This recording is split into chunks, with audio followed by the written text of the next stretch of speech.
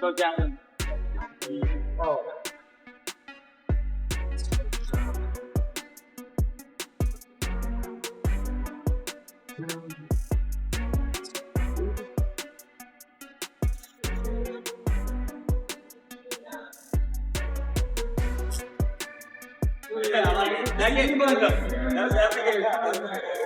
It's like, you know, you got the probe or whatever.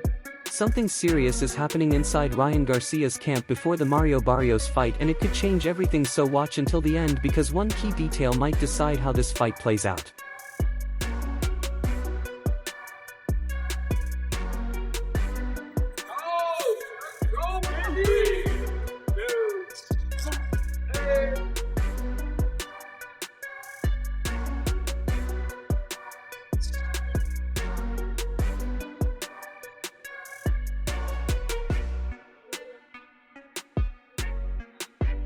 Ryan training with David Benavidez is not casual work. He is learning how to handle pressure and using a tight Philly shell defense to slip punches and counter in close range.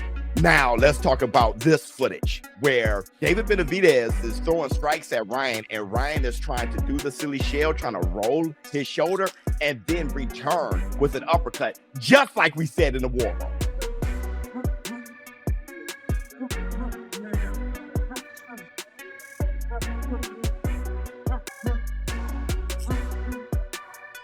If he can perfect the silly shell, everybody's going to be in a world of hurt. If he perfects it, because he has the hand-eye coordination and reflexes to make you miss like that. If he perfects it as far as punching out of it with an uppercut, you don't see him throw uppercuts like that. Like bam, bam. If he perfects it, jab and dip, jab, left hook. If he perfects it, he's a problem.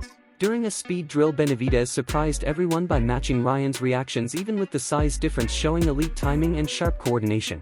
It's crazy how David Benavidez, as a cruiserweight, can even keep up with Ryan Garcia as a welterweight. And really, Ryan Garcia is the fastest fighter in the game. And still, David Benavidez, Ryan Garcia doing a speed challenge, and David Benavidez is keeping up.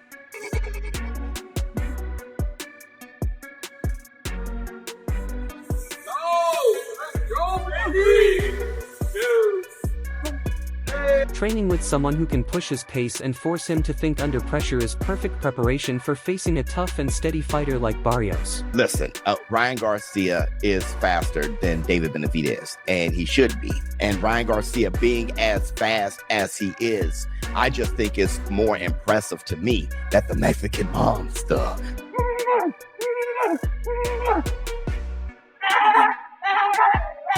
Coach Joe Goosen shifts the focus to discipline and respect, saying that working with a champion like Mario Barrios is about loyalty, effort, and serious preparation. Go down.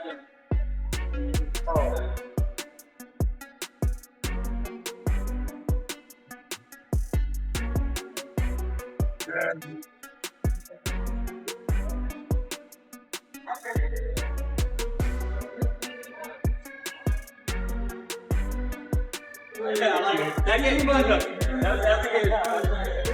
It's like, you know, you got the probe or whatever. He highlights Barrios' composure against Manny Pacquiao and stresses tightening defense and removing mistakes because boxing always exposes bad habits. To get the call for Mario Barrios was like, what fool would turn that down? Right. You know? Right. I mean, it would be absurd. Well, look, Ryan could be breaking down, looking at a fight, breaking down the tape. He's no dummy. These guys all look at each other and say, oh, if I only got in the ring with him, I could capitalize on this or that. I'm not going to give Ryan any ideas. While others focus on online noise, Goosen stays locked on training and structure, creating a clear contrast between energy-driven hype and careful planning. But, you know, again, we're both working to the same goal. You want to tighten the screws on the defense to where it's almost impenetrable. Okay. And then, that's the first rule of order, is to get that defense tight. Because at the top of the game, these guys are offensively really accurate.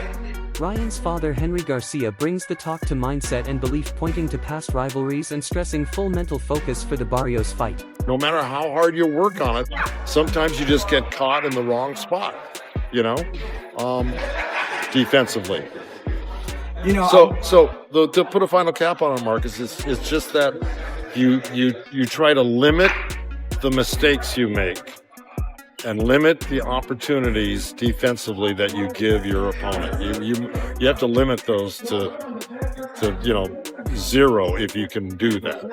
Henry calls Barrios a real test that demands total preparation and shutting out distractions once the fight begins. Do you feel like it'll be hard to find sparring partners for a style like Mario Barrios? No, not at all. I seen how he fights, and it's nice. I mean, it's good. I respect all boxers, but it's not gonna be hard to find sparring partners, Just gotta have the same height, as he is, and that's it. Just go from there. But Ryan's tall too, so it's gonna be nice. Andre Dirrell analyzes Ryan's style and explains that instinct and speed are dangerous but strong fundamentals win hard fights, especially against Barrios. And now you have Barrios, you had Devin Haney too at 47. First things first, we got to get through Barrios, and Barrios he's just somebody you got to, be well prepared for. In the comments here, did the divorce affect Ryan at all? Did the what? The divorce. Well, he isn't divorced. Okay. He isn't divorced, He believes Ryan needs an early explosive moment to take control, otherwise Barrios can quietly build rounds with patience and discipline. If Ryan does beat Barrios... Do you think he beats? Do you think he beats him first? If he does, it's going to be because of his speed. He wasn't... Let me pause for a second. My temper... I got time, probably. If he does beat him, it's going to be because of his speed matched with his power, and he possibly puts Mario Barrios down, right? My thing with Ryan is this, man. He never has a game plan. He promises the left hook, he's going to give you the left hook. You never really see him set up shots. You see him more so just executing and then backing out, and then executing again, backing out. All these views show Ryan stacking pressure, skills, discipline, and confidence, while Barrios remains calm and ready, turning this matchup into a true test of speed versus control. So he's sort of like a renegade when it comes to boxing, man. He's just gonna get in the ring. He's just gonna, if you shoot, I'm shooting. You know what I'm saying? Mm-hmm. That's who Ryan is. I think Barrios is really solid in the fundamentals. Like, he's a fundamental boxer first. Right, so that can get him past and lead him to winning this fight just off the fundamentals, man. So I don't really know. That's a 50-50 for me. Who do you think wins and why? Comment below, and do not forget to like, share, and subscribe for more fight breakdowns. Anything that's has to do with marriage, whether it's an argument or a separation or, like you said, divorce, it's going to affect the boxer somewhat, but a professional boxer should know that that's his job, what he has to do, and he's got to really put everything aside and just focus on what's at hand. And that's something that you don't want to use as an excuse to say, the only thing that you could use for an excuse, if something happened during training camp that still is carrying over the fight.